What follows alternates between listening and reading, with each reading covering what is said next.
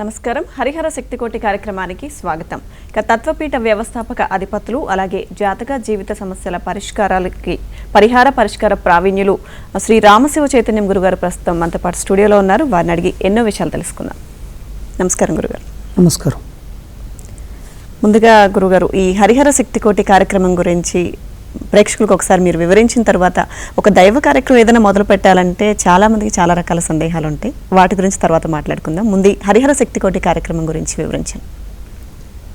శ్రీతత్వం, జయతత్వం, జ్ఞానతత్వం, జ్ఞానయోగి TV వీక్షకులందరికీ కూడా ప్రత్యేక నమస్సుమాంజలి.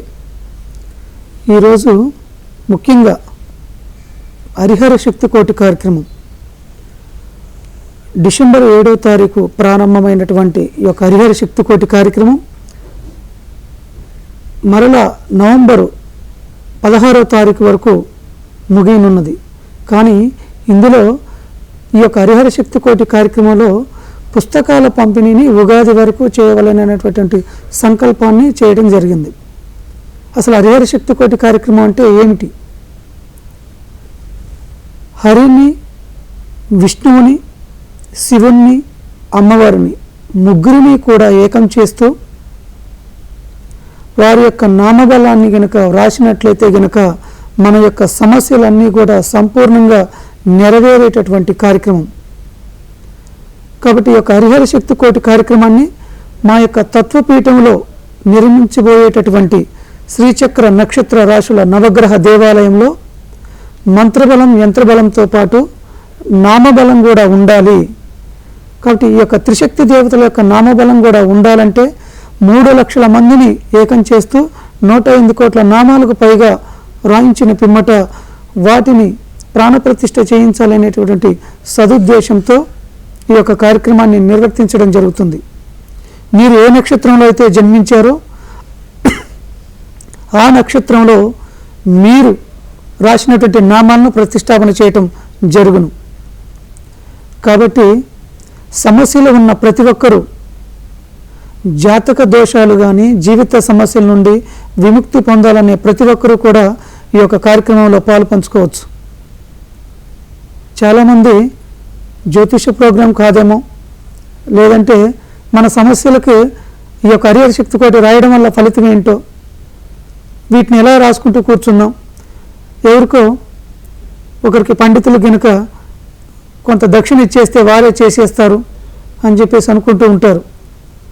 మన యొక్క జాతక దోషాలు ఉన్నప్పుడు, మన గ్రహాల యొక్క స్థితిగతులు బాగున్నప్పుడు జపాలు, హోమాలు, తర్పణాలు ఇలా ప్రతిదీ చేస్తూ ఉంటాం. ముఖ్యంగా ఈ యొక్క కలియుగానికి జపం చేయడం అనేది ముఖ్యమైనటువంటి విశేషమైనటువంటి ఫలితం ఇచ్చేటటువంటి అవకాశం ఉంది. కాబట్టి మనం రాస్తూ జపించడం వలన ఎంతో అద్భుతమైనటువంటి ఫలితాలు ఉంటాయి. కనుక ఉదాహరణకి నవగ్రహ దోషాలు ఏవైనా ఉన్నట్లయితే కనుక గ్రహాల్లో రాహువైతే దుర్గాదేవిని, గురుడికి ఫలితాల కోసం శివుణ్ణి, శుక్రుడి యొక్క ఫలితాల కోసం అమ్మవారిని, లేకపోతే శని యొక్క దోషాలు పోవటానికి సుబ్రహ్మణ్యేశ్వర స్వామిని, ఆంజనేయ స్వామిని, కేతు దోషాలు పోవటానికి సుబ్రహ్మణ్యేశ్వర స్వామిని ఇలా ఆరాధన చేస్తూ ఉన్నాం. ఇక్కడ ఎలా ఆరాధన చేస్తూ ఉన్నాం? బాహ్యంగా ఎక్కడో దేవాలయంలోనో ఎక్కడో మరో ఇతర చాటునో వేరే పండితుడి చేత కొంత దక్షిణ తాంబూలం సమర్పించి మన యొక్క సమస్యలు నెరవేరటానికి ఒక కార్యక్రమాన్ని నిర్వర్తించుకుంటున్నాం. ఎక్కడో బాహ్యంగా పూజలు జరుగుతుంటే అంతరంగంగా మన జాతకాల్లో లోపాలు ఉన్నప్పుడు అవి ఎలా నెరవేరుతాయి? అసలు నవగ్రహ దోషాలు ఉన్నప్పుడు మన సమస్యలకి మనమే ఫలితాల కోసం మనం వెళ్ళాలి. ఉద్యోగం వెళ్తున్నామంటే, ఇంటర్వ్యూకి వెళ్తున్నామంటే మన వాళ్ళని, తోటి వాళ్ళని పంపిస్తే సరిపోతుందా? మనం వెళ్ళాలా? మన కోసం కదా ఉద్యోగం కావాల్సింది. కాబట్టి మనమే ఇంటర్వ్యూకి వెళ్ళాలి. కాబట్టి మనకి ఏదైతే గ్రహ దోషాలు బాగోట్లేదో వాటిని మనం జపం చేయటం వలన విశేషమైనటువంటి ఫలితాలు లభించేటటువంటి అవకాశాలు.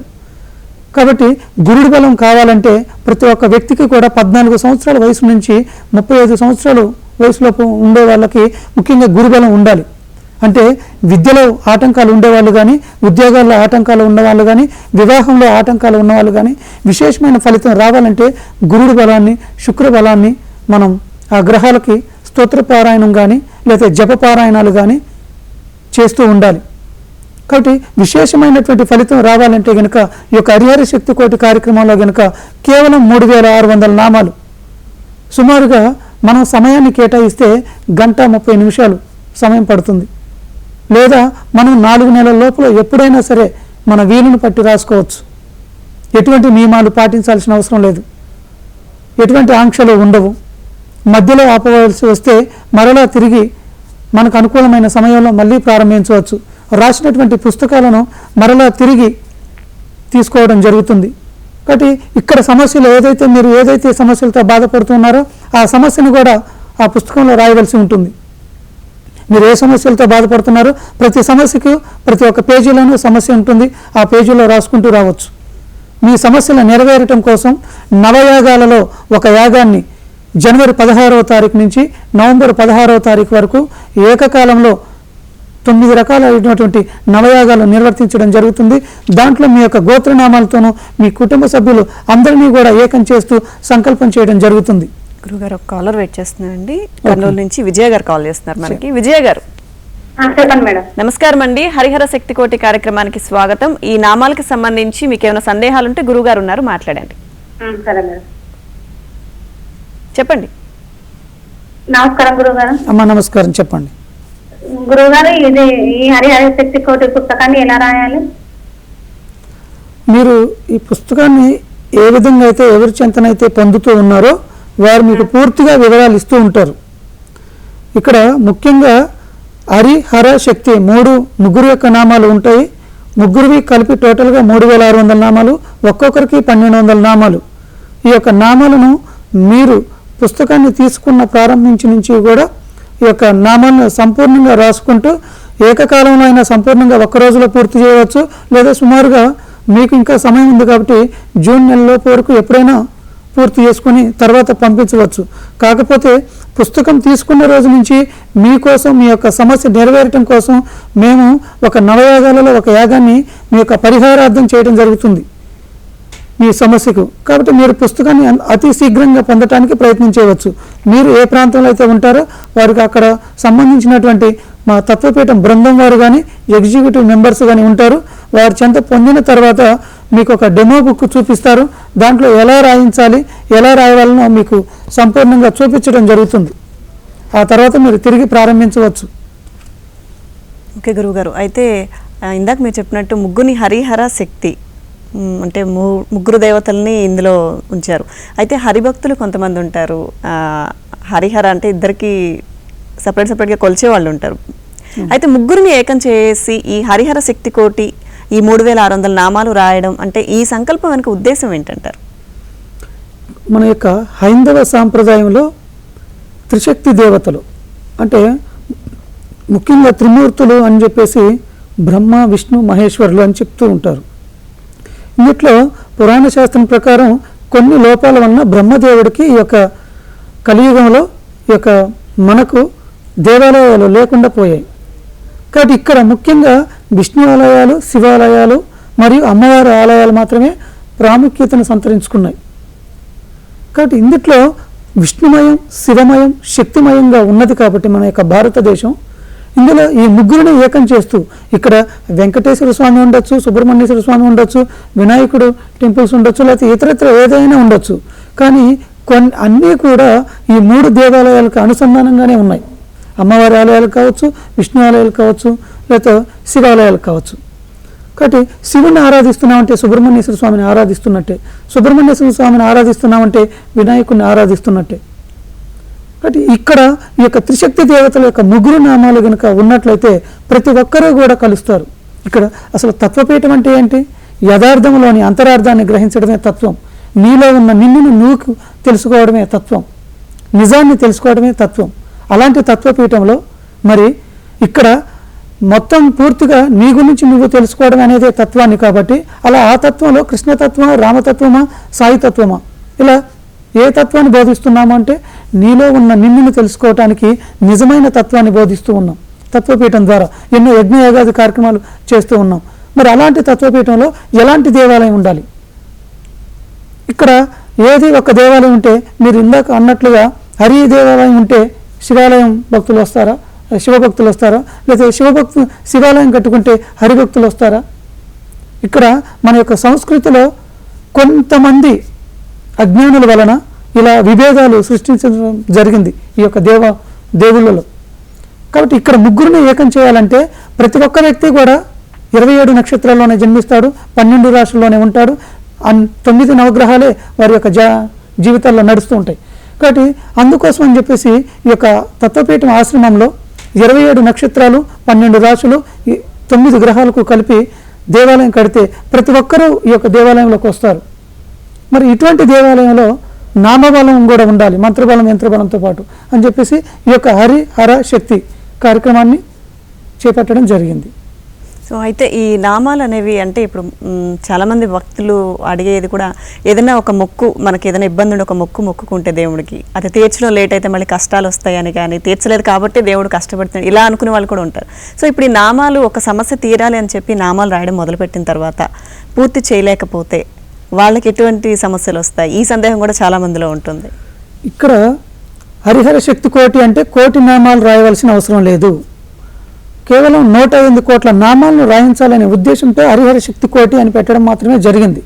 అంటే 3 లక్షల మందిని ఏకం చేస్తున్నాం. ఇందులో ఒక పుణ్యకార్యం, ఒక ధర్మకార్యం చేస్తున్నప్పుడు ఇక్కడ ఒక 10 మందిని తీసుకోవడం కాకుండా కొన్ని వేల మందిని, కొన్ని లక్షల మందిని ఏకం చేయటం వల్ల ఆ ధర్మకార్యంలో ధర్మం నిలబడుతుంది అన్న ఉద్దేశంతో ఈ యొక్క కార్యక్రమాన్ని పెట్టాం. కాబట్టి ఇక్కడ 3600 నామాలని చాలా సింపుల్గా, చాలా అతి కొద్ది సమయంలోనే రాయవచ్చు. లేదా ఇందుట్లో కూడా కొద్ది లోపాలు ఉండి రాయలేకపోతే ఎటువంటి అభ్యంతరము లేదు. రాయటం వలన లేకపోతే ఆగిపోవడం వలన మీకు కష్టాలు కలిగించడం అంటూ దేవతారాధనలో ఉండదు. మన యొక్క ప్రారంధం కోసం మనకేమన్నా కష్టాలు ఉంటే తప్ప దేవుడు ఎప్పుడు మనకి కష్టాలను పెట్టేటటువంటి అవకాశమే లేదు. ఏ వ్యక్తి కోసమో దేవుడు ఆయన సృష్టించుకోలేదు. కాబట్టి సమస్యలు తీరేటటువంటి మన యొక్క సంకల్పం కోసం మనం రాయాలనే ఉద్దేశంతో రాసుకోవడం, కొన్ని లోపాలు ఉన్నప్పుడు మన తోటి వారితో, మన కుటుంబ సభ్యులతోనో బంధుమిత్రులతోనో రాయించడం కూడా చేసుకోవచ్చు. కొంతమంది ఏవైతే పుస్తకాలు తీసుకున్న వారు ఉంటారో వారు రాయలేని పక్షంలో ఇతరుల చేత రాయించుకునేటటువంటి అవకాశం కూడా ఉన్నది. ధర్మకార్యాన్ని మొదలుపెట్టినప్పుడు దాన్ని పూర్తి చేయడానికి ఎవరైనా ముందుకు రావచ్చు, ఎవరితోనైనా చేయించవచ్చు. ఓకేనండి. కాలర్ ఉన్నారు హైదరాబాద్ నుంచి, శ్రీనివాస్ గారు.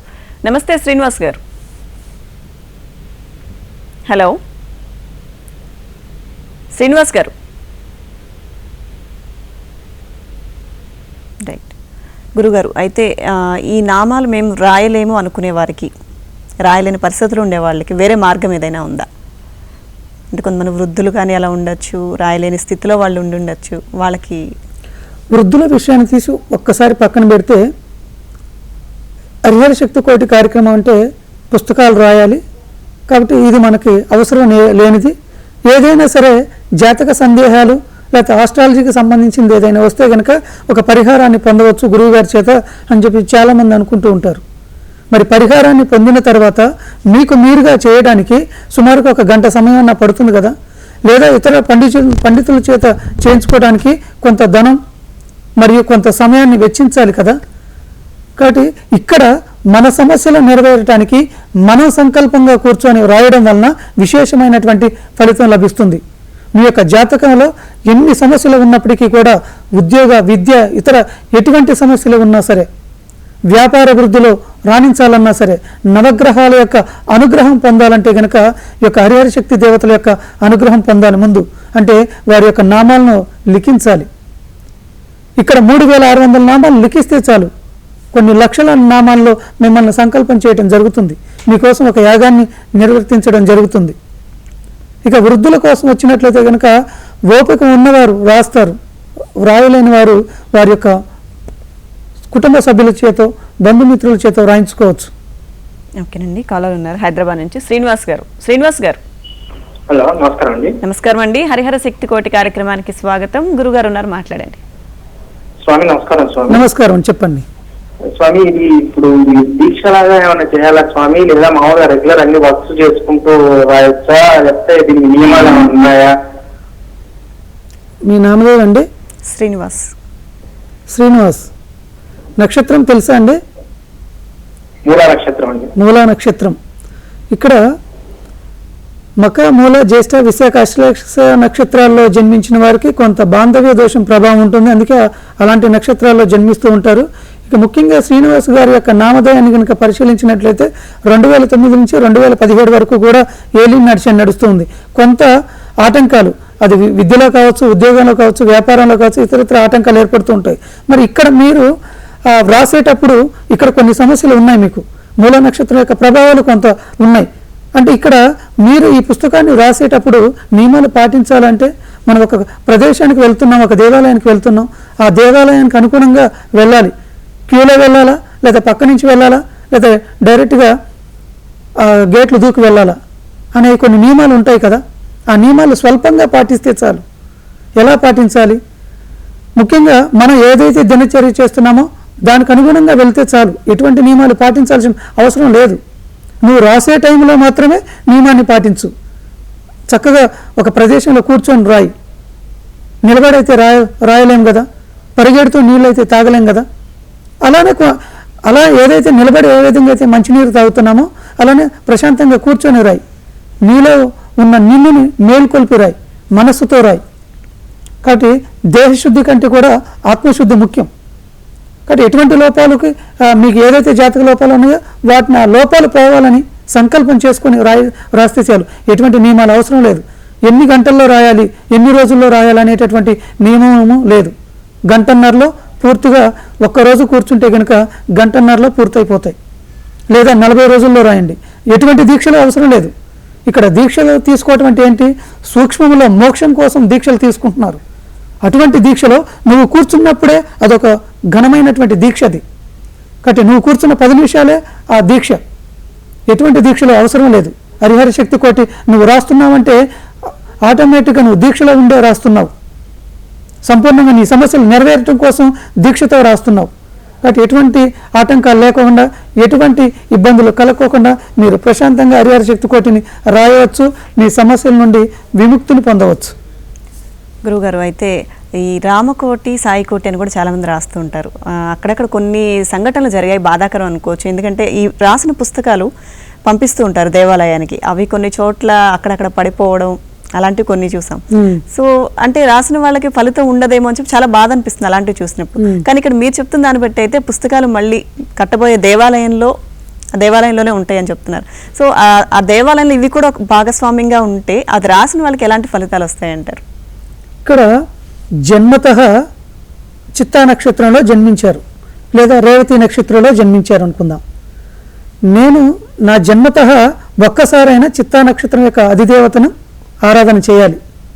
నేను ఏదైతే నక్షత్రంలో జన్మించానో ఆ దేవాలయాన్ని సందర్శించాలి. మనకి భారతదేశంలో ఉభయ గోదావరి జిల్లాలో అయినటువంటి తూర్పుగోదావరి, పశ్చిమ గోదావరి జిల్లాలో ఒకప్పుడు మన యొక్క నక్షత్రాలకు సంబంధించినటువంటి దేవాలయాలు ఉండేవి. కాలక్రమేణా అసలు ఆ దేవాలయాలు ఉన్నట్టుగా కూడా మనం గుర్తించలేకపోతున్నాం. ఇక్కడ మనం ఏదైతే వారంలో జన్మించామో ఆ వారంకి సంబంధించినటువంటి ఆ వారంలో మనకి ఇష్టమైనటువంటి దేవత ఆరాధన చేయటం, లేదా మనం ఏ రాశిలో జన్మించామో ఆ రాశికి సంబంధించినటువంటి దేవతను ఆరాధన చేయడము, ఇలా కొన్ని జాతకానికి సంబంధించినటువంటి దేవతారాధన చేయటం అనేది ముఖ్యం.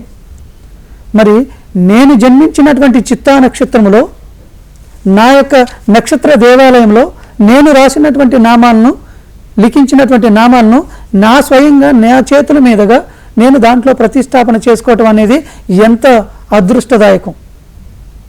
కాబట్టి ఇక్కడ మంత్రబలము, యంత్రబలము, నామబలము. ఏ నామబలం? హర శక్తి నామబలం. కాబట్టి త్రిశక్తి దేవతల యొక్క అనుగ్రహం బలం. అటువంటి బలంని ఒక నక్షత్ర దేవాలయంలో ప్రాణప్రతిష్ఠ చేయటం అనేది ఇక్కడ అంతకుముందు సాయికోటి రాయొచ్చు, రామకోటి రాయొచ్చు, దత్తకోటి రాయొచ్చు, ఇతరత్ర శివకోట్లైనా రాయొచ్చు. ఇక్కడ రాసినటువంటి నామాలను వారు ఏదైనా స్తూపాలకో లేదా ఇంకొక మరే దానికో చేస్తూ ఉంటారు. కాబట్టి రాసినటువంటి పుస్తకాన్ని కొందరు దేవాలయాలు ఇచ్చేస్తూ ఉంటారు. వారు వాటికంటూ ఒక ఆలనా పాలన అంటూ ఏది ఉండదు. కానీ ఇక్కడ హరిహర శక్తి కోటి రాస్తున్నామంటే మన యొక్క నక్షత్ర దేవాలయాలకు ప్రాణప్రతిష్ఠ చేసే విధంగా రాస్తున్నాం. కేవలం 4 నెలలు మాత్రమే ఈ పుస్తకాల పంపిణీ ఉంటుంది, ఆ తర్వాత ఉండదు. కాబట్టి సుమారుగా ఇప్పటికే ఒక 50,000 పుస్తకాల వరకు ఈ 20 రోజుల కార్యక్రమంలోనే కంప్లీట్ అవ్వడం జరిగింది. అంటే ఇంకొక మరో 4 నెలలు ఉంది కాబట్టి తక్కువ సమయం ఉంది కాబట్టి ఈ లోపల పుస్తకాల పంపిణీ కూడా పూర్తిగా జరిగిపోతుంది. ఆ తర్వాత ఆ పుస్తకాలను తిరిగి తీసుకోవడం జరుగుతుంది. తీసుకున్నటువంటి పుస్తకాలకు యజ్ఞయాగాదులు చేయడం, ఆ తర్వాత మహాదివ్య సంకల్పం అని చెప్పేసి నవంబర్ 14, 15, 16 తేదీలలో స్వయంగా ఎవరైతే పుస్తకాలు రాశారో వారికి ఇన్విటేషన్ పంపించి ప్రత్యేకంగా మేము ఎక్కడైతే నిర్మించబోతున్నామో దేవాలయంలో ఆ దేవాలయం ప్రాంగణానికి వీరందరినీ తీసుకువచ్చి రోజుకు 1,00,000 మంది చొప్పున లక్ష్మీనారాయణల కళ్యాణము, శివపార్వతుల యొక్క కళ్యాణము, అమ్మవారి కళ్యాణము మరియు వారి యొక్క నక్షత్ర దోషానికి నక్షత్ర శాంతి, ఇది వారు స్వయంగా వారి చేతుల మీదుగా చేయించడం జరుగుతుంది. ఇలా 3 రోజులు మహాదివ్య సంకల్పం అని చెప్పేసి మహాఘనమైనటువంటి కార్యం ఈ రెండవది. ఆ తర్వాత ఈ యొక్క వీలుని బట్టి ఎక్కడైతే దేవాలయాలు నిర్మిస్తున్నామో ఆ దేవాలయం నిర్మించే ఒక్కొక్క నక్షత్ర దేవాలయంలో ఒక్కొక్క ఎవరైతే ఏ నక్షత్ర జాతకులు రాశారో వారిని పిలిపించడం జరుగుతుంది. మీ స్వయంగా మీరు వీలుంటే కనుక రండి, ఈ ప్రాణప్రతిష్ఠలో పాల్గొనండి. మీరు రాసినటువంటి పుస్తకాలను మరలా మీకు తిరిగి ఇస్తాము. మీ చేతుల మీదుగా ఈ యొక్క కార్యక్రమంలో పాల్గొని వేయండి, ప్రాణప్రతిష్ఠలో వేయండి అని మరలా తిరిగి చేయించడం జరుగుతుంది. భారతదేశంలో ఇంతవరకు కూడా శ్రీచక్ర నక్షత్ర రాశుల నవగ్రహ దేవాలయం లేదు. ఇటువంటి దేవాలయం మనం ఏ నక్షత్రంలో జన్మించామో అటువంటి నక్షత్ర దేవాలయంలో మనం రాసినటువంటి నామాలను మన స్వయంగా మన చేతుల మీదుగా ప్రాణప్రతిష్ఠ చేసుకోవడం అనేది అదృష్టదాయకం, అదో గొప్ప కార్యం. ఇటువంటి ధర్మ కార్యంలో పాల్గొనడం కూడా ఎంతో విశేషమైనటువంటి పుణ్యప్రదం. కాబట్టి ప్రతి ఒక్కరూ ఈ యొక్క కార్యక్రమంలో పాలు పంచుకోవడానికి ప్రయత్నం చేయండి. కాలర్ ఉన్నారండి, హైదరాబాద్ నుంచి రామకృష్ణ గారు కాల్ చేస్తున్నారు. రామకృష్ణ గారు హలో, నమస్కారం. రామకృష్ణ గారు, హరిహర శక్తి కోటి కార్యక్రమానికి స్వాగతం అండి. గురుగారితో మాట్లాడండి. గురుగారు నమస్కారం. గురుగారు నమస్కారం అయ్యా, చెప్పండి. ఒక కోరిక అంటూ అనుకుని పుస్తకం రాస్తే తీరుతుంది గురుగారు, అయ్యా దాని గురించి వివరించండి. ఒక కోరిక కోరుకొని పుస్తకం రాస్తే తీరుతుందా అని అడుగుతున్నారు. ఇక్కడ ఒక కోరిక అనుకొని రాయడం వల్ల మనకి తీరుతుందా అంటే మన యొక్క సంకల్ప బలం ఎంత బలంగా ఉంటే అంత తొందరగా తీరుతుంది. ఇక్కడ మీరు ఏదైతే రాస్తున్నారో ఇక్కడ మీ పేర్లు మీరు రాసుకోవట్లేదు. న్యూమరాలజీ ప్రకారం మన యొక్క పేర్లో ఏముంటుంది బలం? దేవతారాధనలో ఓంకారాన్ని పఠించడం వల్ల బాడీలో ఉండేటటువంటి 662 నరాలు స్పందన కలుగుతుంది. అంటే ఓంకారంలో నాభి స్థానం నుంచి సుషుమ్న నాడి వరకు కూడా ప్రతి నాడులు కదులుతాయి, స్పందన కలుగుతాయి. కారణం ఏంటి? ప్రతి ఒక్క మంత్రంలో బీజాక్షరాలు ఉంటాయి. దేవుడి యొక్క నామాల్లో నమశివాయ పంచాక్షరి ఎంత గొప్ప మంత్రం, అష్టాక్షరి నమో నారాయణాయ, మరి శక్తాక్షరి ఓం శ్రీ శక్తి అయి నమః, ఎంత గొప్ప పదాలు, ఎంత గొప్ప బీజాక్షరాలు, ఎంత గొప్ప మంత్రాలు. వీటిని పఠించడం వల్ల మన సమస్యలు నెరవేరుతాయి.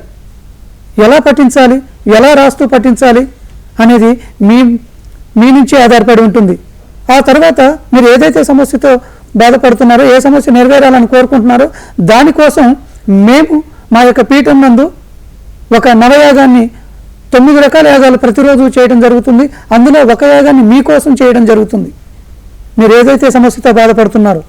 కాబట్టి ప్రతి ఒక్కరూ కూడా ఈ యొక్క పంచాక్షరి, అష్టాక్షరి, శక్తాక్షరి నామాలను రాయడం వల్ల విశేషమైనటువంటి ఫలితాలు పొందే అవకాశం ఉంది.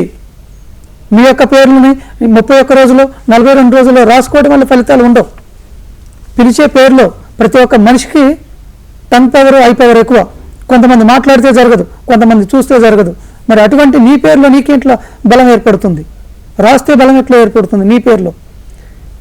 కాబట్టి పఠిస్తూ మీరు రాయడం వల్ల నీ పేరును నువ్వు ఎలాగో పిలుచుకోలేవు కదా, పక్కవాడు పిలవాలి నీ పేరుని. అంటే ఇక్కడ మనం అమ్మవారి యొక్క నామాన్ని, శివుడి యొక్క నామాన్ని, విష్ణు యొక్క నామాన్ని పఠిస్తూ రాయడం వల్ల విశేషమైనటువంటి ఫలితం, ఎంతో గొప్ప ఫలితాలను పొందేటటువంటి అవకాశాలు ఉన్నాయి. తప్పకుండా ఈ యొక్క కార్యక్రమంలో పాలు పంచుకోండి. ఓకే గురువుగారు, ఈ హరిహర శక్తి కోటి కార్యక్రమంలో పాలు పంచుకుంటే ఎలాంటి ఫలితాలు వస్తాయో ప్రేక్షకులు చాలా చక్కగా వివరించారు. ధన్యవాదాలు. లోకా సమస్త సుఖినో భవంతు, సర్వం ప్రాప్తిరస్తు. ఇది ఇవాల్టి హరిహర శక్తి కోటి కార్యక్రమం. మరో కార్యక్రమంలో మళ్ళీ కలుసుకుందాం. అంతవరకు సెలవు. నమస్తే.